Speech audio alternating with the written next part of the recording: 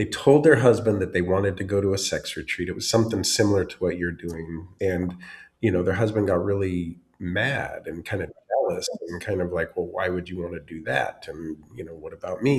All of that kind of stuff. So how would you guide somebody through that moment when they're feeling that expansion, the desire to move into this Eros place and Yeah. meet with that kind of feedback?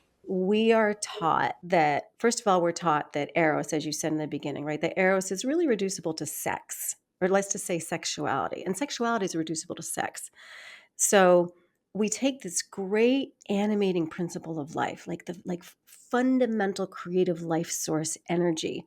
We constrict it to sex. Then we narrow it, we reduce it to sex. Then we shame sex and we silo sex so that sex is something we source in secret often or in private, and usually in certain sanctioned relationships and contexts and through another. So it's this wild thing, right? Where sexual energy, erotic energy is the seat of our creative life force, which is also to say the conduit, the channel to our greatest contribution in this lifetime. And yet it is the thing that we have been taught is out there, right? We activate it, we find it, we seek it, we get it out there. Men as leaders in, and I mean that in the primal, beautiful way, right? Can often feel really threatened inside of this cultural narrative when their partner wants to feels that kind of that hunger for more.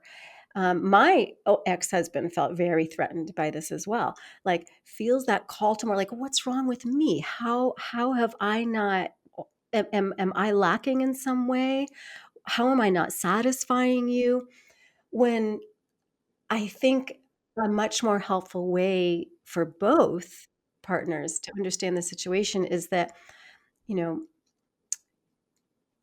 maybe the relationship is safe enough for her to even feel the call in the first place.